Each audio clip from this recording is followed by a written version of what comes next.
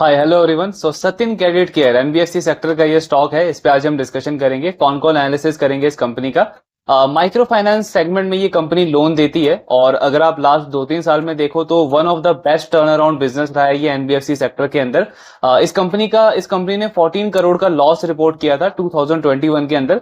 But अगर हम इस फाइनेंशियल ईयर की बात करें तो ऑलमोस्ट 455 करोड़ का नेट प्रॉफिट रिपोर्ट किया इस कंपनी ने, तो एक काफी अच्छा टर्न अराउंड रहा है। एज ए रिजल्ट मार्केट ने भी काफी अच्छे से रिवॉर्ड किया इसके स्टॉक को। सो परफॉर्मेंस काफी अच्छी रही है। अब हमको देखना है कि FY25 के लिए क्या मैनेजमेंट का गाइडेंस है, क्या आउटलुक है। बिकॉज अगर आप इसके स्टॉक को देखोगे तो रिजल्ट तो लगातार कंपनी काफी अच्छा कर रही है, ग्रोथ के नंबर्स अच्छे हैं, एसेट क्वालिटी के नंबर्स अच्छे हैं, लेकिन स्टॉक अगर हम देखें तो उसका almost price to book value के ऊपर ही स्टॉक पड़ा हुआ है। 1 का प्राइस टू बुक है इस स्टॉक का। सो वही हमको देखना है कि क्या यहां से कोई अपॉर्चुनिटी बनती है क्या स्टॉक में इस बिजनेस के अंदर। सो उसके लिए हम कौन कौन एनालिसिस करेंगे इस कंपनी का। फर्स्ट ऑफ ऑल मैनेजमेंट का कहना है कि इनकी जो 33 ईयर लॉन्ग हिस्ट्री है सत्यन क्रेडिट केयर की, उसमें सबसे बेस्ट फाइनेंशियल ईयर रहा है इस कंपनी के लिए FY24। कंपनी ने काफी सॉलिड नंबर्स रिपोर्ट किए। इनफैक्ट सबसे बड़ा हाईलाइट क्या रहा है कि इन्होंने जितने भी ग्रोथ के पैरामीटर्स दिए थे, जो भी इन्होंने गाइडेंस दिया था, उसमें मोस्ट ऑफ द नंबर्स को इन्होंने सरपास किया है, अपने गाइडेंस को बीट किया है। फॉर एग्जांपल अगर हम लोन बुक की बात करें तो कंपनी का गाइडेंस था कि 25% से हम अपने लोन बुक को ग्रो करेंगे, बट अगर आप एक्चुअल नंबर देखोगे तो कंपनी ने 34% की ग्रोथ रिपोर्ट करी है। देन मार्जिन में कंपनी का गाइडेंस था पहले कि 12.1% का मार्जिन रहेगा हमारा, जिसको उन्होंने अपग्रेड करके 12.5% का गाइडेंस दिया। लेकिन अगर हम एक्चुअल नंबर देखते हैं तो 13% से भी ज्यादा का निम रहा है इस कंपनी का FY24 के अंदर। सिमिलरली अगर हम आरओए का नंबर देखें तो 3.5% से 4% का आरओए का गाइडेंस था कंपनी का, बट एक्चुअल नंबर कंपनी ने 4.8% का आरओए अचीव किया है FY24 के अंदर। तो ऑलमोस्ट कॉस्ट टू इनकम अगर हम देखें तो 45 से 50% का गाइडेंस था कंपनी का कॉस्ट टू इनकम रेशियो का, लेकिन एक्चुअल नंबर कंपनी ने 42-43% के आसपास रिपोर्ट किया इस फाइनेंशियल ईयर में। तो हर एक पैरामीटर पे काफी काफी अच्छे नंबर्स कंपनी ने रिपोर्ट किए। एंड कुछ पैरामीटर्स हैं जहां पे इनके नंबर बिल्कुल उतने हैं जो इन्होंने गाइडेंस दिया था। जैसे आरओई का है, आरओई का कंपनी ने बोला था कि 17.5% से 19% के बीच में आरओई का नंबर रहेगा और लगभग 18.5% के आसपास इनका आरओई का नंबर आया है। तो परफॉर्मेंस हर एक पैरामीटर पे काफी अच्छी रिपोर्ट करी है इस कंपनी ने FY24 के अंदर। देन एक जो थोड़ा सा नेगेटिव पॉइंट चल रहा है अभी इस कंपनी के साथ में और भी कुछ माइक्रो फाइनेंस कंपनीज के साथ में। बेसिकली पंजाब में कुछ डिस्ट्रिक्ट्स में कुछ लोकल इशू चल रहा है, जिसकी वजह से जो बोरोअर्स हैं वो रीपे नहीं कर पा रहे हैं, कलेक्शन एफिशिएंसी में प्रॉब्लम आ रहा है कंपनीज को। अगर आप फ्यूजन माइक्रो फाइनेंस को अगर आप ट्रैक करते हो तो उनका ग्रॉस एनपीए बहुत ज्यादा बढ़ गया Q4 के अंदर। प्लस कंपनी का क्रेडिट कॉस्ट भी अगर आप देखोगे तो 4% तक चला गया उस कंपनी का क्रेडिट कॉस्ट, जिसकी वजह से उनकी प्रॉफिटेबिलिटी में बहुत ज्यादा नेगेटिव इंपैक्ट पड़ा। सिमिलरली और भी कंपनीज है। तो सत्यन का भी पंजाब में पोर्टफोलियो है, लेकिन इस कंपनी ने काफी अच्छे से मैनेज किया उस पोर्टफोलियो को। तो उसी पे कंपनी कह रही है कि वहां पे कुछ लोकल चैलेंजेस चल रहे हैं, लेकिन हमने काफी टाइमली एक्शन लिया है और उस पूरे इशू को काफी अच्छे से हमने कंटेन किया, ज्यादा बढ़ने नहीं दिया है। तो इनके ऑलमोस्ट 10 ऐसे ब्रांचेस हैं पंजाब के अंदर जहां पे इनका वो थोड़ा बहुत कलेक्शन एफिशिएंसी में प्रॉब्लम आया है। लेकिन उसमें एक पॉजिटिव चीज क्या है कि कंपनी का टोटल लोन बुक अगर आप देखोगे तो 10,000 करोड़ से भी ज्यादा का लोन बुक है सत्यन क्रेडिट केयर का। लेकिन पंजाब में अगर हम टोटल पोर्टफोलियो देखते हैं इस कंपनी का तो आई थिंक 319-320 करोड़ के आसपास का टोटल पोर्टफोलियो है इस कंपनी का। तो मतलब बहुत ही नेग्लिजिबल एलोकेशन है, पहला पॉइंट तो वो है। दूसरा, जिन 10 ब्रांचेस में इनका इंपैक्ट पड़ा है वहां पे अगर हम पोर्टफोलियो एट रिस्क का नंबर देखते हैं, मतलब कितने कस्टमर्स हैं जो एक ईएमआई या 2 ईएमआई अपनी मिस कर रहे हैं, तो वो नंबर ऑलमोस्ट 35-40 करोड़ के आसपास आता है। मतलब अगेन उसको अगर आप 10,000 करोड़ के प्रोपोर्शन में देखोगे तो बहुत ही नेग्लिजिबल नंबर है। इसीलिए कंपनी कह रही है कि इंपैक्ट जरूर पड़ा है, लेकिन पूरे पोर्टफोलियो पे कोई बहुत मेजर इंपैक्ट नहीं पड़ने वाला उसका, बिकॉज एलोकेशन ही बहुत ही कम रखा है हमने उस पर्टिकुलर स्टेट के अंदर। कलेक्शन एफिशिएंसी में कितना ड्रॉप आया है तो कंपनी का अगर आप पूरे FY24 के अंदर कलेक्शन एफिशिएंसी देखोगे पंजाब में तो 97% है, लेकिन Q4 में ये नंबर कम होकर के 92% आ गया। इसका मतलब क्या है कि आज के टाइम पे मतलब इंक्रीमेंटली कंपनी को प्रॉब्लम आ रहा है रीपेमेंट में, कलेक्शन करने में, जिसकी वजह से इनका कलेक्शन एफिशिएंसी का नंबर नीचे आया है। लेकिन अगेन पॉइंट वही है कि इन्होंने अब तो डिसबर्समेंट वगैरह देना भी काफी कम कर दिया उन एरियाज में जहां पे प्रॉब्लम है, प्लस एक्स्ट्रा मैन पावर वहां पे इन्होंने ऐड करी है, जैसे उत्कर्ष ने किया था। तो वो स्टेप्स लिए हैं कंपनी ने, एंड वैसे भी एलोकेशन बहुत कम है, तो कुछ खास इंपैक्ट पड़ने नहीं वाला पूरे पोर्टफोलियो पे। आज तक का सिनेरियो तो अभी ओवरऑल यही है, बाकी आगे ऑब्वियसली हम ट्रैक करते रहेंगे। देन कंपनी का कहना है कि दो नए स्टेट्स में इन्होंने एंटर किया है, तेलंगाना और आंध्र प्रदेश में। और आज के टाइम पे कंपनी का अगर आप टोटल प्रेजेंस देखोगे तो 26 स्टेट्स एंड यूटीज के अंदर इनकी प्रेजेंस है। 1393 ब्रांचेस हैं एंड 107 नए ब्रांचेस इन्होंने FY24 के अंदर ओपन किए हैं। देन कंपनी का कहना है कि रूरल कस्टमर्स को हम टारगेट करते हैं, low income group of customers को हम टारगेट करते हैं। तो आज के टाइम पे सतिन क्रेडिट केयर जो है वो आप बोल सकते हो कि प्रेफर्ड चॉइस है low income group of customers की, बिकॉज इनका 55% जो लोन बुक है वो फर्स्ट साइकिल लोन है। फर्स्ट साइकिल लोन क्या होता है? बेसिकली माइक्रो फाइनेंसिंग में जो बोरोवर्स होते हैं उनको उनको साइकिल्स में, फेसेस में लोन मिलता है। जैसे जो पहला साइकिल का लोन मिलेगा उसका टिकट साइज छोटा होगा, इंटरेस्ट रेट उसमें ज्यादा चार्ज करेगी कंपनी, बिकॉज ऑब्वियसली अभी तक कोई क्रेडिबिलिटी है नहीं, कोई ट्रैक रिकॉर्ड है नहीं, तो उसको चेक करने के लिए कंपनी टिकट साइज कम देती है एंड इंटरेस्ट रेट ज्यादा चार्ज करती है। देन उसके बाद जैसे जैसे आप इंप्रूवमेंट शो करते हो, आपका डिसिप्लिन दिखता है कंपनी को, तो आप सेकंड साइकिल लोन मिलता है आपको, थर्ड साइकिल लोन मिलता है और उसका टिकट साइज यूजुअली थोड़ा सा ज्यादा होता है। सतिन क्रेडिट केयर का क्योंकि 55% जो लोन बुक है इनका वो फर्स्ट साइकिल है, तो ये क्या शो कर रहा है कि इन अ वे कंपनी ये कह रही है कि जो low income group of customers हैं वो फर्स्ट चॉइस उनकी सतिन क्रेडिट केयर रहती है, बिकॉज वही कंपनी उनको फर्स्ट साइकिल का लोन ऑफर कर रही है मोस्टली। सो ये पॉइंट है। देन ग्रॉस एनपीए अगर हम देखें तो 2.5% का ग्रॉस एनपीए कंपनी का, लेकिन इसमें पॉजिटिव चीज क्या है कि इस कंपनी का प्रोविजनिंग कवरेज रेशियो जो है वो 83% है। लास्ट ईयर ये नंबर 64% था, तो उसमें भी बहुत अच्छी इंप्रूवमेंट देखने को मिली है। यूजुअली हम बैंक्स को देखते हैं कि उनका 70-80% का प्रोविजनिंग होता है, तो उस पॉइंट ऑफ व्यू से देखें तो कंपनी ने काफी हेल्थी प्रोविजनिंग करके रखी हुई है। देन कंपनी का कहना है कि डिमांड अगर आप देखोगे क्रेडिट की रूरल एरियाज में तो बहुत स्ट्रांग डिमांड है, पेनिट्रेशन बढ़ रहा है कंपनीज का आज के टाइम पे, लोगों का इनकम लेवल बढ़ रहा है, एस्पिरेशन बढ़ रहा है, लाइफस्टाइल चेंज हो रहा है रूरल एरियाज में। सो ये सारी चीजें क्या है कि एक पॉजिटिव एनवायरनमेंट दे रही है माइक्रो फाइनेंसिंग कंपनीज को कि ये जो ग्रोथ है ये आने वाले टाइम में सस्टेन रहने वाली है। सिमिलरली कंपनी का कहना है कि इकोनॉमिक फोरकास्ट भी है कि इस साल जो है वो मॉनसून नॉर्मल लेवल से थोड़ा सा बेटर रहने वाला है, तो उसका मतलब क्या है कि एग्रीकल्चर की प्रोडक्टिविटी अच्छी होगी, जिससे लोगों का डिस्पोजेबल इनकम बढ़ेगा। तो अगेन वही पॉइंट है कि ग्रोथ एनवायरनमेंट के लिए कंपनी ओवरऑल काफी बुलिश है। कंपनी का कहना है कि हमारी जैसे जो माइक्रो फाइनेंस कंपनीज है उनको इससे बहुत ज्यादा बेनिफिट मिलेगा। देन कंपनी ने ओवरऑल 20 नए लेंडर्स इन्होंने ऐड किए अपने बोरोइंग बेस में। क्रेडिट रेटिंग भी कंपनी की इंप्रूव हुई है एंड इनका कहना है कि 2008 से अगर आप देखोगे तो हमने 15 राउंड्स ऑफ कैपिटल रेजिंग करी है एंड वो सक्सेसफुल रहा है। मतलब क्या है कि जब जब इनको कैपिटल की रिक्वायरमेंट पड़ती है सतिन क्रेडिट केयर बहुत इजीली मार्केट से जाकर के पैसा रेज कर लेता है, उसमें कोई प्रॉब्लम नहीं आती है इनको।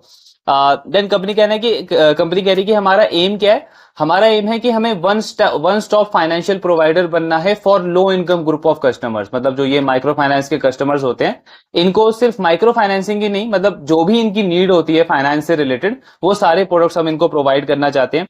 तो इनका प्रोडक्ट बेस भी एक्चुअली थोड़ा सा डाइवर्सिफाई है कंपनी, मतलब माइक्रो फाइनेंसिंग तो देती है पर जैसे ये बाईसाइकिल के लोन भी देते हैं, सोलर प्रोडक्ट्स के लिए भी लोन देते हैं, होम अप्लायंसेस के लिए भी लोन देते हैं, कंज्यूमर ड्यूरेबल्स के लिए भी लोन देते हैं। तो कंपनी कह रही है कि हमने इसीलिए अपना प्रोडक्ट को थोड़ा सा डाइवर्सिफाई रखा है कि जो low income group of customers हैं उनकी जितनी भी नीड है उन सबको हम अच्छे से केटर कर रहे हैं। देन इस कंपनी का अगर आप एलोकेशन देखोगे तो 4 स्टेट्स इनके मेन है जिसमें यूपी है, बिहार है, वेस्ट बंगाल है एंड आपका एमपी है। इन चारों स्टेट्स में 56% लोन बुक है इस कंपनी का, तो इन 4 स्टेट्स में ज्यादा एलोकेशन है। एवरेज टिकट साइज कंपनी का 47,000 के आसपास है। और एक इंपॉर्टेंट चीज क्या है कि कंपनी कह रही है कि 96% ऐसे डिस्ट्रिक्ट्स हैं जहां पे हमारा टोटल पोर्टफोलियो या टोटल कॉन्सेंट्रेशन अगर आप देखोगे तो वो 1% भी नहीं है। इसका मतलब क्या है, कंपनी बोल रही है कि हमने मतलब डाइवर्सिफिकेशन पे ज्यादा फोकस रखा है। ऐसा नहीं है कि 1 या 2 डिस्ट्रिक्ट के अंदर ही हमने बहुत ज्यादा लोन दे दिया या 5% या 10% लोन जो है वो 1 या 2 डिस्ट्रिक्ट के अंदर ही दे दिया, तो ऐसा नहीं किया इन्होंने, थोड़ा सा डाइवर्सिफाई रखा है। अब इससे अगर आप अज्यूम करो, मतलब इसको इससे अगर हम लिंक करें तो जो पंजाब में जो प्रॉब्लम आई है इनके, उससे बहुत बड़ा हेल्प मिला इनको इस स्ट्रेटेजी से। बिकॉज अगर इन्होंने पंजाब के कुछ डिस्ट्रिक्ट के अंदर अगर इन्होंने थोड़ा सा ज्यादा एलोकेशन रखा होता तो ये जो लोकल इशू चल रहा है पंजाब में उससे सतिन के पोर्टफोलियो को बहुत ज्यादा नेगेटिव इंपैक्ट पड़ता है। लेकिन क्योंकि कंपनी ने डाइवर्सिफिकेशन रखा हुआ है, बाकी स्टेट्स में भी इनकी अच्छी खासी प्रेजेंस है, तो इसीलिए पंजाब वाले पोर्टफोलियो में जो थोड़ा इशू है उससे इनको कोई मेजर इंपैक्ट नहीं पड़ा है। आप बंधन बैंक का एक बहुत बड़ा एग्जाम्पल ले सकते हो उससे, बिकॉज बंधन बैंक ने स्टार्टिंग में यही चीज करी है कि बंगाल और असम में उन्होंने ज्यादातर लोन दिए हैं, बट वहां पे जो लोकल इश्यूज हुए हैं, कुछ पॉलिटिकल इश्यूज हुए हैं, कभी फ्लड का इशू रहा है, तो इन सारी चीजों की वजह से उनके पोर्टफोलियो पे बहुत बड़ा डेंट रहा है हमेशा से। एनपीए की प्रॉब्लम कभी भी उस बैंक की सॉल्व नहीं हुई है। अब जाके वो पिछले कुछ सालों में बाकी पार्ट्स में भी डाइवर्सिफाई कर रहा है, अपने आप को पैन इंडिया बैंक बना रहा है, बिकॉज वहां पे वो जो लोन दे रहे थे वो बिल्कुल ही एनपीए में कन्वर्ट हो रहा था। सो इसीलिए कई बार क्या होता है कि लेंडर को डाइवर्सिफाई करना बहुत ज्यादा इंपॉर्टेंट हो जाता है। ऑल्दो इसमें हमको कोई ऐसा रूल भी नहीं बनाना है कि अगर कोई लेंडर है, माइक्रो फाइनेंस लेंडर है, तो उसको डाइवर्सिफाई ही रहना चाहिए, बिकॉज ऐसे बहुत सारे आपको लेंडर्स मिलेंगे जिन्होंने एक या दो स्टेट के अंदर ही अपना मेन प्रेजेंस रखा है, बट स्टिल उनकी ग्रोथ अच्छी है, उनका उनका एसेट क्वालिटी का नंबर अच्छा है। सो ये एक्चुअली वेरी करता है। हमको क्या देखना है कि कौन सा अच्छा मैनेजर है। आपने मॉडल चाहे डाइवर्सिफाई करके रखा हो या फिर आपने कॉन्सेंट्रेटेड बुक रखी हो, लेकिन जो मैनेजर उसको अच्छे से मैनेज कर रहा है, हमको तो उस पर ज्यादा फोकस करना है। सो वही मेन पॉइंट है। बेसिकली एज ए इन्वेस्टर हमको फ्लेक्सिबल रहना है। सो वो कंपनी कह रही है, देन इनका कहना है कि दो दो सब्सिडरी भी है सतिन क्रेडिट, सतिन हाउसिंग की। एक इनका हाउसिंग फाइनेंस का बिजनेस है और एक इनका एमएसएमई का बिजनेस है। ऑल्दो उनका लोन बुक का साइज बहुत छोटा है, जैसे जो इनका अफोर्डेबल हाउसिंग वाला काम बिजनेस है उसका सिर्फ 700 करोड़ का लोन बुक है, जो एमएसएमई वाला बिजनेस है उसका सिर्फ 500 करोड़ का लोन बुक है। तो बट ग्रोथ अच्छी है, दोनों लोन बुक में 50% की ग्रोथ हुई है, तो ग्रोथ उसमें अच्छी रह रही है। इसके बाद कंपनी का कहना है कि कॉस्ट ऑफ फंड हमारा 100 बेसिस पॉइंट, मतलब 1% से कॉस्ट ऑफ फंड हमारा बढ़ा है, जबकि क्रेडिट रेटिंग हमारी इंप्रूव हुई है। तो उसमें बेसिकली कंपनी क्या कह रही है कि कोविड के बाद से जो बैंक्स हैं या जो लेंडर्स हैं, वो उन्होंने अपनी जो फिल्टरेशन है उसको काफी ज्यादा स्ट्रिक्ट कर दिया है। सो कंपनी का कहना है कि आज के टाइम पे जो जो लेंडर्स होते हैं, जो एनबीएफसी को या माइक्रो फाइनेंस को जो लोन देते हैं, वो काफी सारी चीजें देखते हैं और कंसिस्टेंसी पे बहुत ज्यादा फोकस रहता है। सतिन का कहना है कि ऑल्दो अगर आप हमारा परफॉर्मेंस देखोगे लास्ट 10, 11, 12 क्वार्टर्स का, तो काफी कंसिस्टेंटली हमने अच्छा परफॉर्म किया है, बट अभी भी हमारा क्रेडिट रेटिंग तो इंप्रूव हुआ है, लेकिन लेंडिंग रेट थोड़ा सा बढ़ गया है, कॉस्ट ऑफ बोरिंग बढ़ गया है। बट हमें कॉन्फिडेंट है कि जैसे ये नंबर कंसिस्टेंट रहेगा, जैसे हमारी इंप्रूवमेंट कंसिस्टेंट रहेगी आने वाले क्वार्टर्स में, तो कॉस्ट ऑफ बोरिंग जो है वो हमारा वो भी इंप्रूव हो जाएगा। देन गाइडेंस दिया इन्होंने। सो कंपनी ने कुछ टाइम पहले ही गाइडेंस दिया था। कंपनी का कहना है कि 2028 तक 25% की ग्रोथ हम टारगेट कर रहे हैं, यानी अगले 4 साल का अगर आप ग्रोथ टारगेट देखो इस कंपनी का, तो 25% का लोन बुक का ग्रोथ टारगेट कर रही है कंपनी। और इनका कहना है कि बहुत ज्यादा कॉन्फिडेंट है हम इस ग्रोथ नंबर को अचीव करने के लिए, बिकॉज ओवरऑल अगर आप इकोनॉमिक एनवायरनमेंट देखते हो माइक्रो फाइनेंस इंडस्ट्री के लिए, तो वो बहुत ज्यादा पॉजिटिव है। उसके ऊपर से अंडर पेनिट्रेशन काफी ज्यादा है, प्लस हमारे ब्रांचेस ऐसे एरियाज में हैं जहां पे अंडर पेनिट्रेशन और भी ज्यादा है, मार्केट शेयर और ज्यादा कम है ऑर्गेनाइज माइक्रो फाइनेंस प्लेयर्स का। तो इसलिए हमको बहुत ज्यादा कॉन्फिडेंट है कि 25% की ग्रोथ जो है वो हम बहुत इजीली अचीव कर सकते हैं। देन अब एक पॉइंट क्या आता है कि अगर आप इस कंपनी का परफॉर्मेंस देखोगे लास्ट 2-3 साल में काफी अच्छी परफॉर्मेंस आई है। कंपनी का आरओई का नंबर 20% चला गया है, जो कि एक काइंड ऑफ ड्रीम होता है एक बिजनेस के लिए कि मुझे 20% का आरओई अचीव करना है। आरओए कंपनी का 5% के आसपास है, ग्रॉस एनपीएन का 2.5% है। ग्रोथ इतनी अच्छी है, 30-35% से बिजनेस ग्रो कर रहा है। लेकिन फिर भी अगर स्टॉक का प्राइस टू बुक अगर हम देखते हैं तो वो 1 के आसपास है। तो वही क्वेश्चन यहाँ पे इनको पूछा जा रहा है कि आपको क्या लगता है कि मार्केट आपको उस तरीके से क्यों रिवॉर्ड नहीं कर रहा है। तो उस पर कंपनी का कहना है कि ऑब्वियसली मार्केट की फंक्शनिंग थोड़ी सी अलग होती है, उस पर एक बिजनेस मैनेजमेंट जो है वो कमेंट नहीं कर सकता, बिकॉज ये किसी के भी कंट्रोल में नहीं है। कंपनी क्या कह रही है कि जो आपने हमारी इंप्रूवमेंट देखी है, मतलब अगर आप पहले कुछ टाइम पहले देखोगे तो उनका स्टॉक प्राइस टू बुक से भी नीचे था, बुक वैल्यू के भी नीचे ट्रेड करता था, लेकिन वहां से मार्केट ने रिवॉर्ड किया है। तो कंपनी क्या कह रही है कि वो जो इंप्रूवमेंट आई है वो किस वजह से आई है, बिकॉज हमारे बिजनेस ने कंसिस्टेंटली इंप्रूव किया है। सो हमें पूरा कॉन्फिडेंट है कि आज हमारी परफॉर्मेंस सस्टेनेबल है, कंसिस्टेंटली हम अच्छा परफॉर्म कर रहे हैं। एंड जैसे जैसे ये परफॉर्मेंस आने वाले क्वार्टर्स में भी आप देखोगे कि और इंप्रूव होगी, नंबर्स और अच्छे रहेंगे, ग्रोथ के नंबर्स अच्छे रहेंगे। तो हमें पूरा कॉन्फिडेंट है कि मार्केट हमें रिवॉर्ड करेगा उसी तरीके से।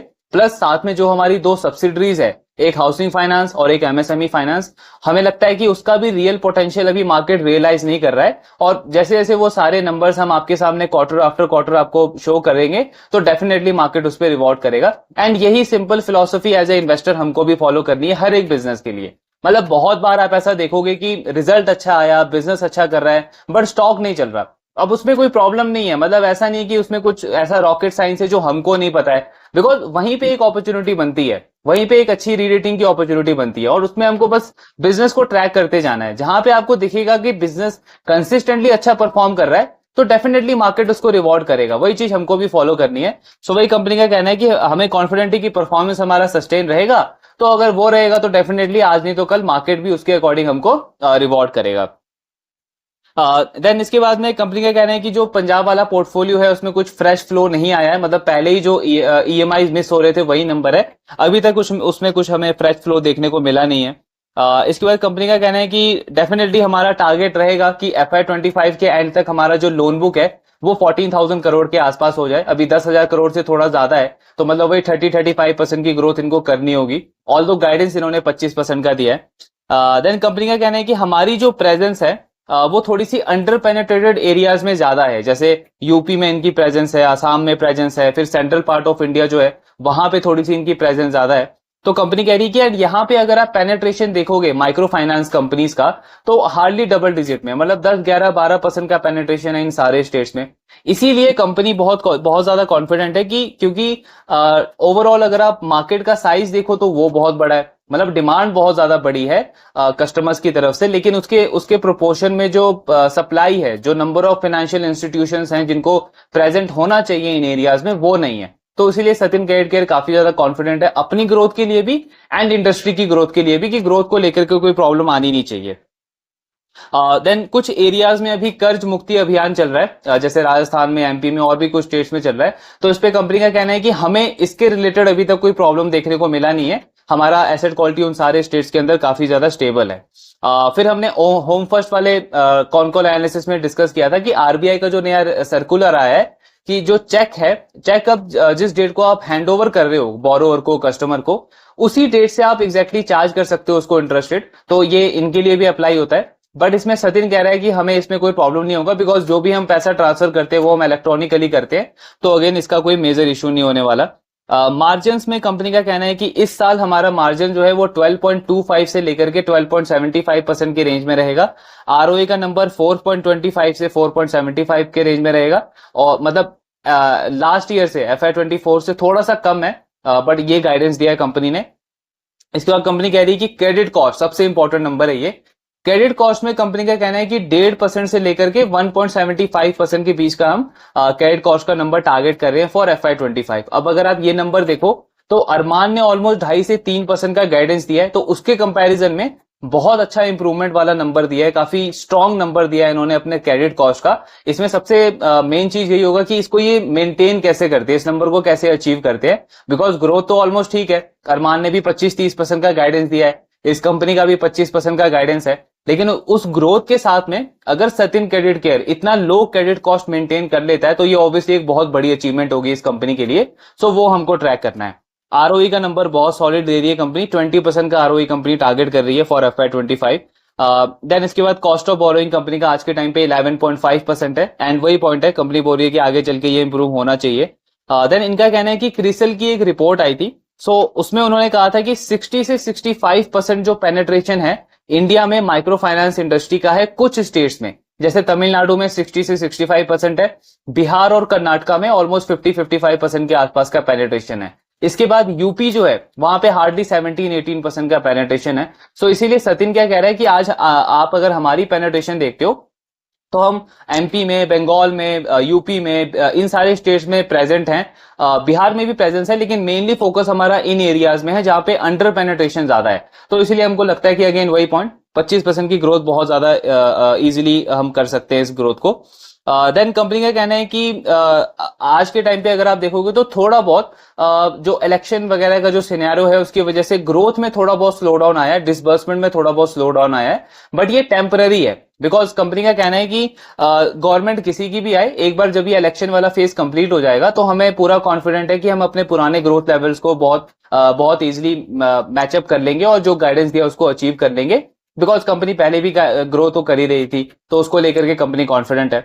एक पॉइंट उन्होंने और कहा है कि पॉलिटिकल स्टेबिलिटी जो है वो कहीं ना कहीं एसेट क्वालिटी को थोड़ा बहुत पॉजिटिवली इंपैक्ट करती है। सो अगर आप इस कंपनी का ग्रॉस एनपीए देखोगे तो एक टाइम पे 9% 10% के आसपास ग्रॉस एनपीए होते थे इस कंपनी के, आज के टाइम पे 2.5% के आसपास है। तो इतनी जो अच्छी इंप्रूवमेंट हुई है, उसमें कंपनी का कहना है कि एक रोल आप बोल सकते हो कि पॉलिटिकल स्टेबिलिटी का भी रहा है। बिकॉज पॉलिटिकल स्टेबिलिटी से मतलब क्या होता है, कई जगह पे अभी रिसेंट ईयर्स में तो काफी ज्यादा ये कम हो गया है, बट पहले हमने बहुत बार इस चीजों को देखा है कि जो पॉलिटिकल पार्टीज होती है वो इलेक्शन पे के टाइम पे इस तरीके की कमिटमेंट करती है, जो जो लो इनकम बोरोअर्स होते हैं, कि आपका जो लोन है वो वेव ऑफ हो जाएगा, कर्ज आपका आपका जो है वो माफ कर दिया जाएगा बैंकों की तरफ से, फाइनेंशियल कंपनीज की तरफ से।